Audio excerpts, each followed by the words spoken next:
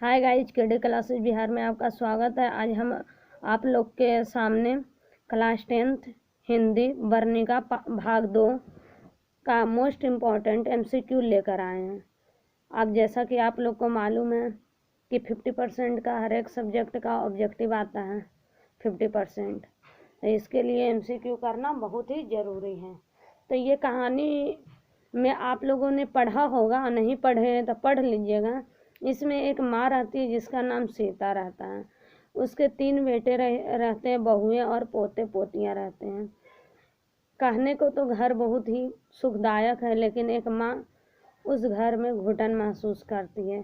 ये कहानी पढ़ने के बाद पता चलेगा कि 2 वक्त की रोटी के लिए एक माँ के साथ क्या क्या होता है। ये कहानी पढ़िएगा। ये वर्तमान परिवेश के लिए बहुत ही मार्मिक कहानी है, जिसमें दिखाया जाता है कि एक माँ के साथ क्या क्या होता है। एक माँ कई बाल बच्चों को पाल लेती है, लेकिन कई बाल बच्चों से मिलकर एक माँ पाली नहीं जाती है। इस कहानी में ऐसा आपको महसूस होगा, और आज के ज़माना में भी ये 100% सही है। चलिए देखिए क्वेश्चन नंबर 1। सीता को अपने ही घर में कैसा महसूस होता है? तो घुटन महसूस होता है। नेक्स्ट, धरती कब तक घूमेगी कहानी शीर्षक के कहानीकार कौन है? तो सागर दहिया है। नेक्स्ट, धरती कब तक घूमेगी कहानी के प्रमुख पात्र कौन है? तो प्रमुख पात्र माँ है, और माँ का नाम क्या रहता है? सीता। Option D. नेक्स्ट, धरती कब तक घूमेगी कहाँ की कहानी है? तो राजस्थान की। नेक्स्ट, धरती कब तक घूमेगी कहानी के प्रमुख कहानी में किसकी प्रधानता दी गई है? एक माँ की प्रधानता दी गई है। माँ क्या थी? नारी, यानी ए नंबर।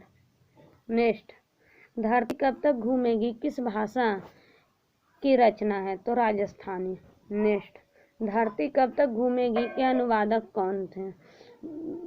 तो इसके कहानीकार कौन थे? सागर दहिया। तो इनमें से ऑप्शन नहीं है, तो इनमें से कोई नहीं। नेक्स्ट, धरती कब तक घूमेगी संकलित है समकालीन भारतीय साहित्य से, आधुनिक तमिल कहानियों से, माँ से, इनमें से कोई नहीं। तो समकालीन भारतीय साहित्य से, ऑप्शन ए।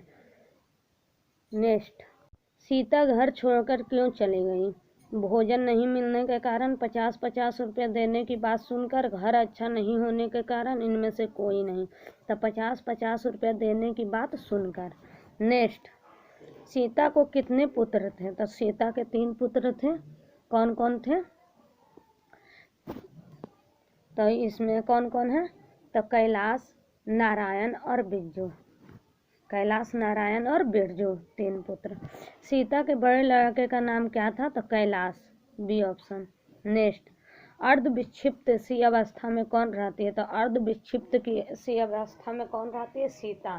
बेटों का निर्णय सुनकर वो अर्ध विक्षिप्त हो जाती हैं, यानी सीता होगा। कैलाश की पली का नाम क्या था? पली ने पत्नी, पत्नी है। कैलाश की पत्नी का क्या नाम था? तो कैलाश की पत्नी का क्या नाम था? तो राधा। कैलाश की पत्नी का नाम राधा था। कैलाश ने अपनी माँ सीता को कितने रुपये प्रति माह देने की बात कही थी? तो 50 रुपये। नेक्स्ट, किसके भीतर आंसुओं का समुद्र भर गया? सीता के, कैलाश के, राधा के, बिज्जू के। तो किसके भीतर आंसुओं का समुद्र भर गया था? तो सीता के भीतर। क्यों भर गया था पता है? पहले तो तीनों बेटा बोला था कि 1 महीना रखेंगे। सबसे पहले बड़ा बेटा के पास रह रही थी, फिर एक दिन निर्णय हुआ कि तीनों के पास 1 महीना रहेगी। कुछ साल तक ऐसे ही चला। फिर निर्णय हुआ कि माँ इधर उधर लुढ़कती है, अच्छा नहीं लगता, इसलिए 50-50 रुपया देंगे, अपना बनाएगी और अपना खाएगी। तो ऐसी स्थिति में तो एक माँ क्या होगी? घुटन ही ना महसूस करेगी। नेक्स्ट देखिए, सीता कितने दिन एक लड़के के पास रहती थी? अभी बताएं, 1 महीना, यानी ऑप्शन है। नेक्स्ट, सीता अपने को मानती थी, तब सीता अपने को क्या मानती थी? तो भिखारिन मानती थी। थोड़ा सा देख लीजिए, भिखारिन क्यों मानती थी? तो क्योंकि उसकी हालात उस भिखारिन जैसी हो गई थी जैसे हम बच्चा में खेल खेलते थे, जिसको कोना कोनी भी कहा जाता है, तो खेल खेलते थे और बोलते थे माई माई रोटी दे, तो आवाज़ आता था ये घर छोड़ और दूसरा घर जा। फिर वहाँ भी यही कहते थे माई माई रोटी दे दे, वहाँ से भी आवाज़ आता था ये घर छोड़ और दूसरी घर जा। जस्ट लाइक सीता का भी स्थिति यही हो गया था। 3 बेटे थे और 1 महीना तीनों के पास बारी बारी से रहना था। तो 1 महीना पुरते ही उसको ऐसा आवाज़ आता था, ऐसा अनुभव होता था कि आवाज़ आ रहा है माई ये घर छोड़ दूसरी घर जा।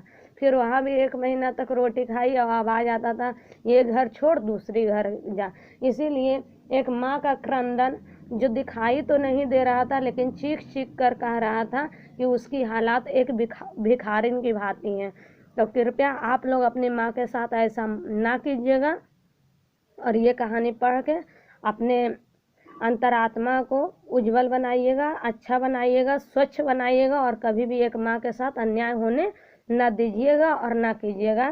That's all. आज हम यहीं तक बताते हैं, और जो मेरे चैनल पे पहली बार हैं सब्सक्राइब करें, शेयर करें और लाइक करना ना भूलें।